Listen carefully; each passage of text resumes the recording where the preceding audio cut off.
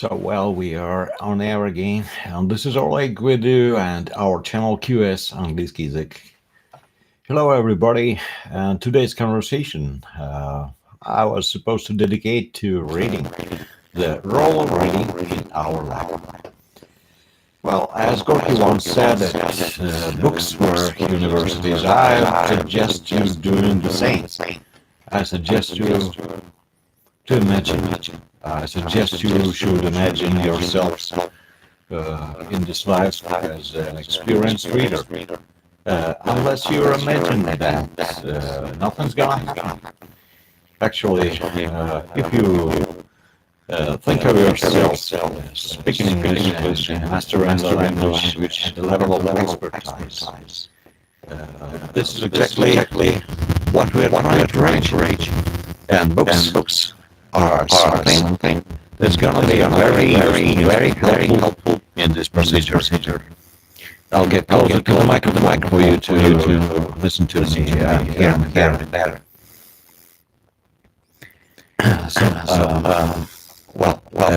There are certain problems. Some people say, how am I supposed to read that book in a regional with no help of dictionary, without referring for a dictionary? How will I achieve that? Well, I should say that English is all around you. Wherever you look, when walking outside, you look at words and English words everywhere. And sometimes they are signs of space and restaurants. They all have significant meaning. Some of them are more frequently used in our life. Some of them less often used. When you take a book, when you take a book in your hands, that's going to be some very conscious choice. Well, it all depends on the contents of the book. That book, it might have been written by someone who wasn't a master word, was not skilled in expressing his or her mind. The rates of authors is high, and of course, what I suggest you doing is you should do it like that. Well, you come to a bookstore, and each book, I'll take a Russian because as an example. Well, each book has a kind of annotation here, and here you may just eye the whole annotation here, just a summary of what that book was written about, and of course you assess whether you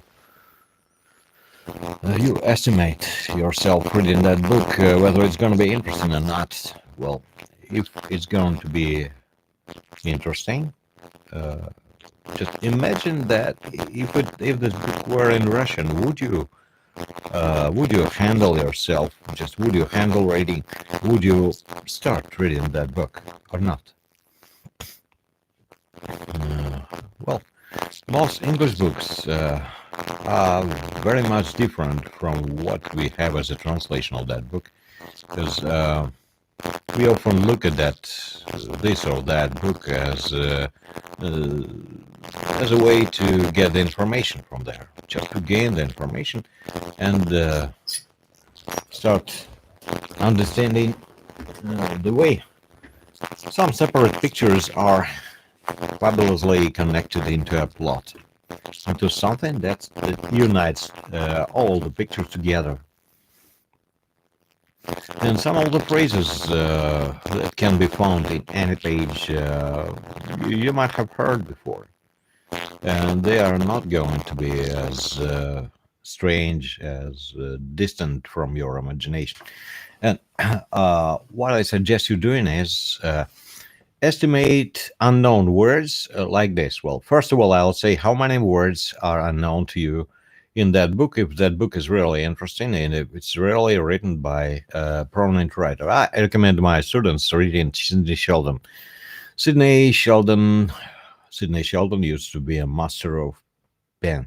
Well, his handwriting can be recognized, and we often used to We are used to reading various books, and when we take an English bestseller or an American bestseller, we can see sometimes that some writers they try mocking, they try imitating the authors that are highly rated and at the top of their popularity.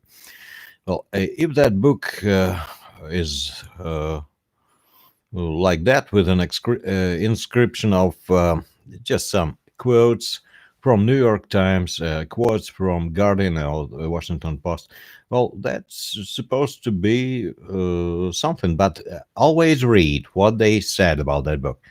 Well, you will understand the subject matter. You will understand the common sense, what people feel well when they open that book. But whenever you have chosen the book, you have brought it home. I know that there are a lot of e-books in our life, and it's exactly what I teach my students to do is read books with no dictionaries.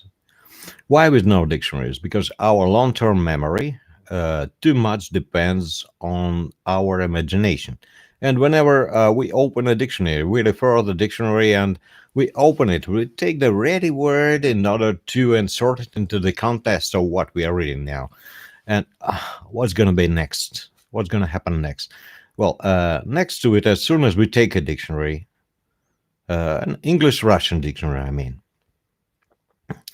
the thing happens like that. Our long-term memory closes its door from you and says, you know, I'm not the kind of memory to do such crazy stuff. Just to take something ready and it's not my charge. It's not my responsibility to memorize and next time recognize the words that you have currently come across in the book.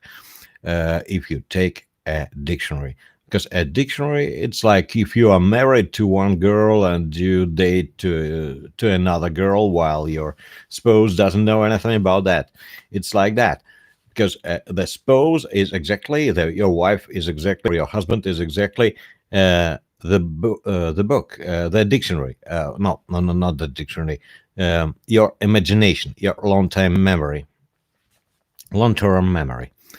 And if your long-term memory gets aware about what you are doing on the road, just somewhere else, well, it's gonna be very much humiliated by the fact that you don't pay attention to pictures, to imagination, and that you open a dictionary well, you've got the ready answer. You've got that ready answer. Put it back into the context, and what do you have? As a result, next time you meet that word, you can feel the result of whether it was efficient or not by using a dictionary. You just got to know some word and inserted it into the context. It's not necessarily that you have recognized the word, that you are going to recognize the word, that very word, identical word, next time. And next time you come across a word, you don't know its meaning. What do you have to do? Right. You've got to open a dictionary again for the same word. And that progress is rather irritating. It's like climbing an icy mountain. And you're making 2 steps forward and 2 steps back all the time. You're opening the dictionary and then you get back. What I suggest you doing is, I suggest you should do is memorize words forever, and it can be done only when you imagine the context. If you are in the context, well, first of all, when opening a book, you should understand the main character, well, his or her surrounding environment, what the country he lives in, what the language he speaks. Probably upon his or her name, you can know that. And next to it, what happens? Well, there are some, of course, the writer is not a fool. And each time the writer tries to get you into the intrigue. Well, to get you intrigued by what's going on at the very first pages. Sometimes they make it to be done in prologue. Sometimes they get you involved into the contents by showing you some maybe some shocking news from the very first page. What happened? Well, a good book often starts with words like somebody was asleep and suddenly woken at night, just raised at night for some unknown reason. And that unknown reason is an intrigue itself already. Just from the very first page, you understand that. And next to it, what happens? You have gotten involved into the plot. You know what that book is about, and you are intrigued to. You have been intrigued so far by what's going to follow. And whenever you turn pages and you count them, don't count pages. When you count pages, well, whatever happens, but not something that remains in your memory. Well, you count pages that gets you tied to the formal system of learning. And you should escape the system of learning into the system of getting to know the information. Because in this particular case, you use the language as a means of communication, as a means of getting to know what's written in that book about. And if you don't, if you just count pages, if you make efforts over yourself to get you pushed into the book, well, whatever happens, but not something you expected as a result. Because if you don't pay too much attention to the contents, but you pay as much attention as to writing out words, just making some notes, records, it's just work. It's a job. It's not getting any satisfaction. You will get no satisfaction by doing that. But only when you find pictures in between the lines of what the author used to be sitting there and encrypting his thoughts into words, and you can see the words, and in between the words you can see some pictures, that's going to get into a plot, and that plot is going to be carried in some secret sack, in some secret pocket. You will have some parallel life. Well, just let's draw a parallel to your own life. Some people like soap operas.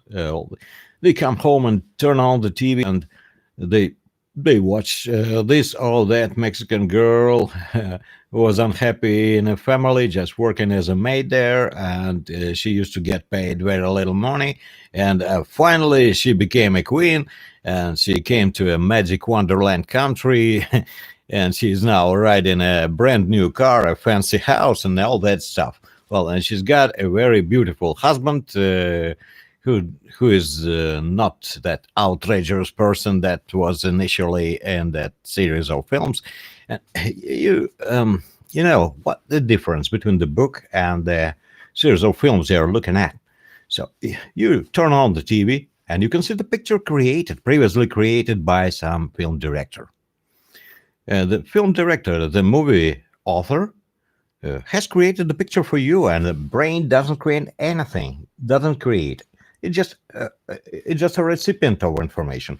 To make your brain a creator, you approximate to the author. You can feel what's written there, and you can feel the same thoughts that were initially in the head of the one who wrote that particular book. Then you can imagine, but just try before opening the book. You've got that common sense in your mind that should be rejected somehow, because the common sense says, well, I don't know 80% of words written here, and I know only 20% of words. Then my army is gonna defeat, and his army is gonna he's gonna win. Well, it's like a skinny man is going to fight against Well, that fighter from Scotland, that McGregor. Well, you're gonna go to the ring. You're gonna be beaten up. You're gonna be knocked down. You're gonna be knocked out. Finally, that's what's gonna happen. If you have such an instinct in your mind that you are not going to move any longer because of knowing only 20% of words, I will tell you. Well, just try to count. Try to count. I'll tell you for sure that you know much more than what you expect to know, what you expect to have known before. Just try to look at the word attentively, try to recognize its form, try to recognize its grammar, what it says about, what it tells you about the past, about the future, about the what's currently going on, and the previously known words and the words that are kind of servicing words in grammar. It's like was, is, doing. You can see that ing, and you can imagine the procedure. What can be done? What can be currently proceeded with in this particular room? All that. Well, what's going to happen? Well, you are looking at the plot, and gradually, like an archaeologist, who have found just a couple of ancient parchments. It's just like out of a leather, a paper out of leather, parchment. And you open a parchment and you can see absolutely unknown words. But we live in the world of global integration, of course. And we use the words borrowed from the West. The West uses the words borrowed from Russia sometimes. And what from the Russian language? Well, and what's going to happen is you're going to discover very pleasant facts that 80% of the words you are going to discover in that book are known to you, and not only known to you, they are in a different situation from what you expect them to be in. And unlike anything else, books are very, very smart. And just reading one book in English without referring a dictionary, it equals 1 year of studying at the foreign languages faculty at a regular university, at least. I say at the least size of what you're gonna get. And at the most, well, don't try to achieve the results by all costs. Just try to get satisfaction, try to get pleasure from what you are doing, and you are gonna get it anyways. So reading is extremely important. Just imagine a speaker standing, just a speaker on the stand, at the stand, in a courtroom, in the pre-electoral campaign, just some candidate. Well, he wants them to believe him. He wants them to trust them. And what does he do? He tries speaking both plainly and of course to be understandable, to be accepted, to be captured onto, to be grabbed onto as the chance to change something in their life. That's what their electoral campaign looks like. And your electoral campaign of choosing the book, you are a picky customer. You come to a bookstore, and sometimes, just to buy my first book, not my book, of course, to buy a book by Michael Crichton, Sphere, it's called. Its title is Sphere. There was a movie with Dustin Hoffman and Sharon Stone, but Samuel L. Jackson, just the brilliant acting in that movie doesn't equal even 50% of what you're gonna get when you are a film director, because you are gonna get pleasure. You're gonna get satisfied. You're gonna get satisfied by what you can do.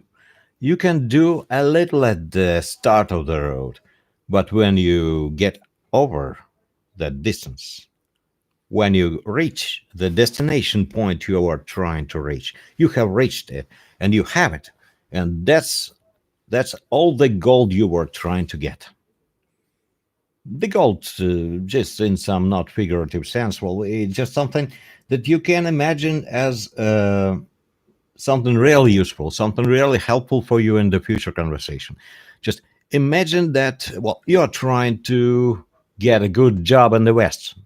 Okay. You are trying to get a good job because you are not satisfied with the current job. Well, you are trying to get a new one. What do? You care about the language because it all depends on the language. Well, if some guy from Mexico speaks poor English, he will most likely get to be a loader just to load some cargoes into the truck and off the truck, and he's gonna work physically and just to work in public relations, to work with people. You will need a different style. You will need a different knowing of words, of course. Where do you get words? In a dictionary. Bullshit.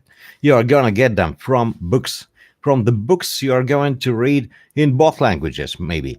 But first of all, start reading in English, because the same bestseller in English looks absolutely different from what they make a fabula out of words in Russian.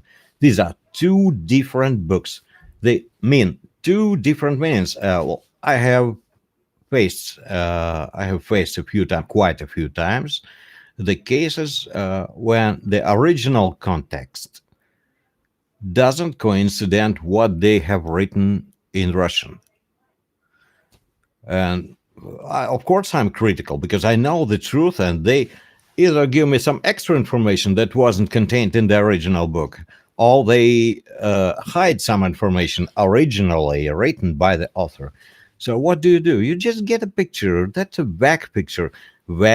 Some translators, some interpreters, well, they make it a good quality of their text. But they are not very easy to find. Most of them use just some specialized programs, software, and they try to do it quick because it's their job. The more they do, the more stuff they have brought to the editor, the more money they are going to get. Of course, quality is controlled somehow, but they are not as scrupulous. They are not as meticulously neat in saying the same things that were originally that originally came to the author to get them scripted in that book. So what I'm talking about? We are talking about choosing a book. We have talked about choosing a book by means of annotation on the back of the cover back here. Okay, you have read it, and if you are really interested to get that information, and if you are a fan of detectives, if you are a fan of thrillers, then just buy a thriller. You should be intrigued by the cover, of course. Pictures, they help, but the basic pictures that are supposed to connect the separate lines together into a plot, into some whole picture, into the background of what was going on at the previous page, and what's going to happen next. You can only predict what can happen next, but this is the very enjoyable procedure you're trying to use. Then, the basics of treating new words. You have come across a new word. You don't know what to do about that. Okay, I have told you a few times. That's what I'm gonna do. I'm just gonna show it to you. I've got a couple of papers that are no need to me. My son was printed out his referative work yesterday, last night, and we have some sheets of paper that are of no use anymore. So, look, I am taking a couple of scissors. I take a couple of scissors, and I can cut something off. You cannot see what's going on here because it's not displayed on the screen. I have something in my hand cut out of that page. If I show you the rest of the paper, and that's what I'm gonna do, just look here. You know exactly what's in my right hand, though you cannot see what's in there, what's hidden from your side. And You know what I have cut out. And this is the new word. This is just the gap in our understanding what that word goes for. Well, I don't know what it is, but I know all the rest, and I can see the shape of that word. The missing word is exactly what we expect to be. Sometimes there are options. Sometimes this is an option. Well, but in most cases, you can see the rest of the picture. And if some element, the square deal I have cut out and holding now in my right hand, and you haven't seen it before, and now you can. And this is the square deal I was talking about. And the same way you treat the new words. You have come across a new word. What do you do next? Open in the dictionary. Just put it on the upper shelf of your chest of drawers, or just of your wardrobe, to somewhere which is now currently out of reach, which would be extensive just to stand up and go there and put the dictionary and then find the proper page. And among the words on the page, you should find the needed word. It's too long. It's better to trust your imagination. Your brain is much smarter than you expected it to be. It's gonna figure out, it's gonna find out, it's gonna find out the missing element. And though you can see only this, your mind is supposed to put that thing together. And now you can see the whole picture.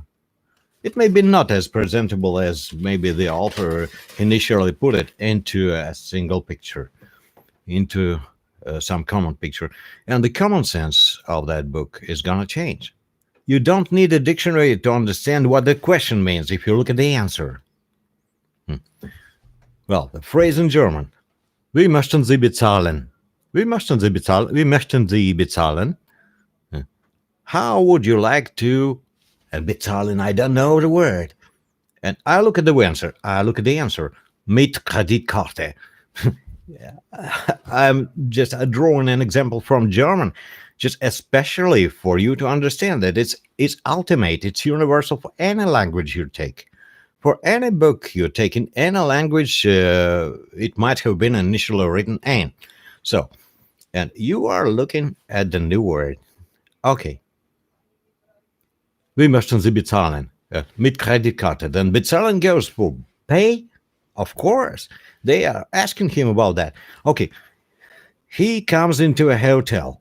The main character comes into a hotel, walks into a hotel, and on the left there is a reception desk. He approaches the clerk and says, haben Sie ein Zimmer für eine Nacht?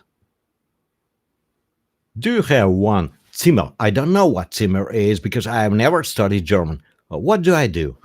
I remember. Where is our character now? Where is he currently located?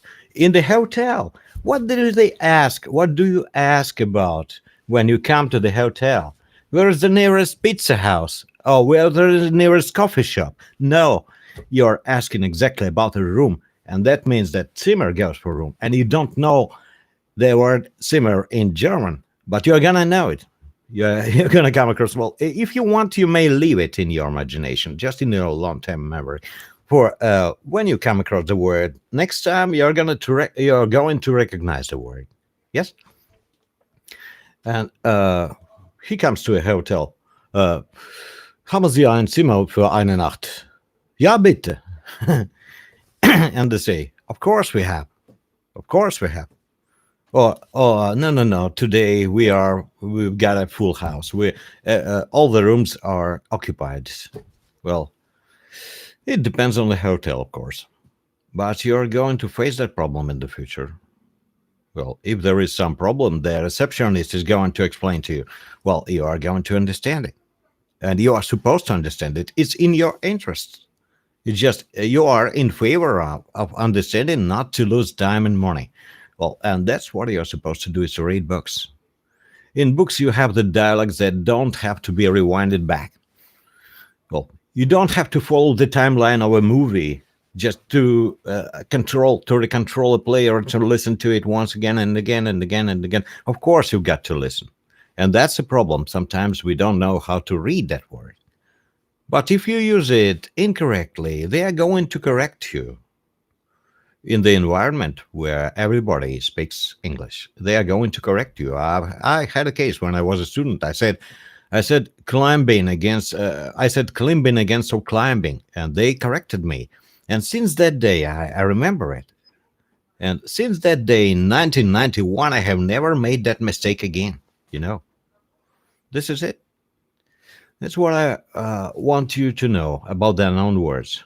Very, very vital, very significant, very important information you are going to use. Okay, why don't you have to why you don't have to refer the dictionary? Because there are only two kinds of new words. If that new word previously unknown to you is going to be repeated in the book in different situations once, twice, thrice, four times, many times, a numerous number of times, then you are going to figure out sooner or later you will go about a dictionary. You don't know what that word is, but in next situation you are going to win, and that winning will get your pleasure. Oh, you are going to enjoy what you can do.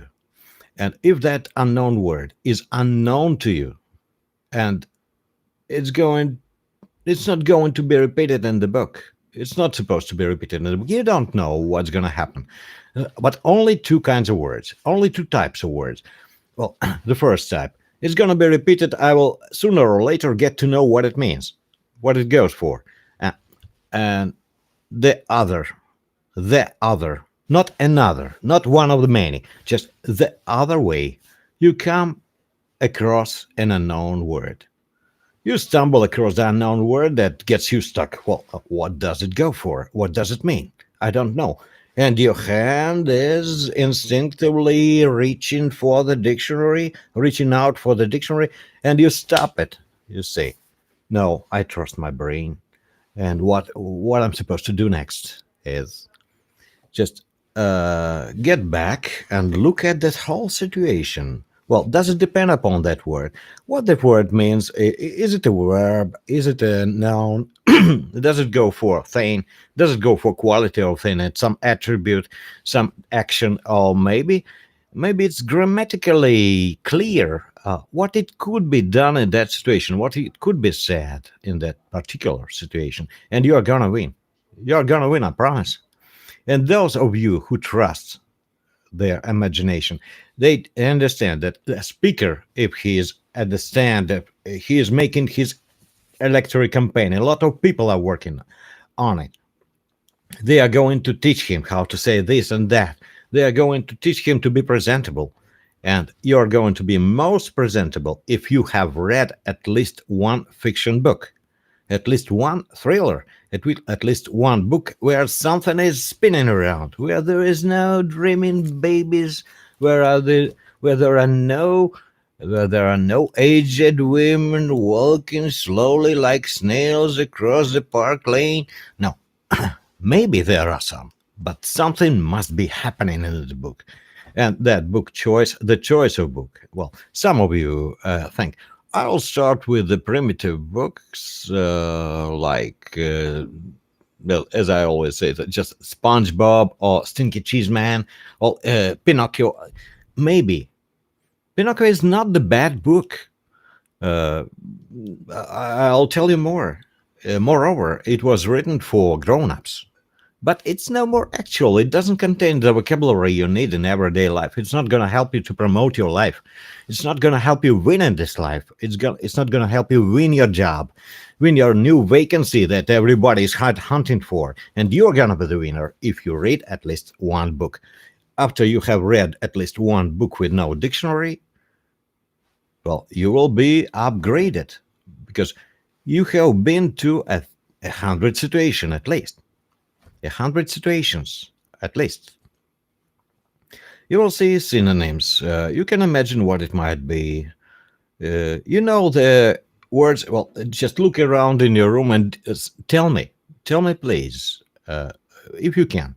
if you are now following what I'm saying, just look around your room or maybe your office where you're currently watching this video and tell me which words are unknown to me. Okay, this is a computer. Oh, this is a tablet I'm watching it from. Oh, this is a printer. Printer, we know printer. Okay, and this is this is a mixing device. Well, смешивающее устройство, миксер. Ну, может быть, и микшер. That's what I'm telling you about. Just that stuff. Yeah, I'm doing it with accuracy because it's not going to be interrupted. I mean, my voice here. And next to it, just a book, a keyboard. You have seen it many times. One key, keyboard. Snow outside. Not yet. Doesn't matter. Snowboard. Keyboard. Motherboard in our computers. Well, everything. Microphone. It's international. There are a lot of international words. There are a lot of characters just carrying some names, maybe not peculiar in Russia, but they are peculiar to be spoken about on TV, to be mentioned on TV, and so on. If you don't know what's the difference between John and Ivan or Ivan? What's the difference between them? Marie or Mary or Masha? Well, there are no differences, principal differences. We don't have to know that. And that's another word in your puzzle. That's also they are all equal. They cover the whole page. And the unknown words are going to be as simple as the element I was hiding in my fists when I was showing you the rest of that paper. The rest of that paper containing nothing but the rest. Containing a big hole, but we can see the shape of that hole, and we know that it's rectangular, it's square. It's not round, it's not triangle. You know how to do that. Just treat reading books with care, and I'm gonna help you if you take my course. It's called QS Live Reading, QS Live Reader, and it contains from 10 up to 15 lessons of context reading. I'm the guide in an unknown city. I'm going to guide you through the very first pages, the bunches of pages. Well, we may have 50 pages left behind, just 50 pages past. And you can remember, based on them, it's like a snowball. First, it's not very convenient to make it bigger, because you have to make more motions, and that it gets bigger and bigger, and then you push it forward, and it just, by means of gravity, it rolls down. It's just rolling like a stone from the rock, from the mountain, and it's gonna be big when it reaches the foot of that mountain. And at the foot of that mountain, it's gonna be a big ball. You don't have to bend down. You have to just push it forward, and it's gonna roll and get bigger and bigger and bigger and bigger. And that's what I was supposed to tell you about that. Read fiction books. You're gonna be skilled. You're gonna be sometimes even better in expressing your mind than native speakers who are not in use of everyday reading, because they are running lack of time to read. And the more you read, the more intelligent you are. The more intelligent you are, the better job you get. And sometimes you are self-employed, okay. And sometimes you are self-employed. You may have to speak like me, just on your channel, just promoting services and goods and all that stuff. And you're going to be more successful. You're going to be more understandable. You're going to be globally accepted as the one I understand, but not the Russian who speaks Russian language, the Russian language, by changing the words, the original words, into English words. It's going to be the same Russian language, the same Russian architecture. And you are the architect, remember. I'm being called. I got to finish right now, and it's time. It's really the time. Thank you for watching this video, for taking your time. Thank you. It's been Oleg with you. И наш канал QS, английский язык. Приходите на занятия по контекстному чтению. До свидания.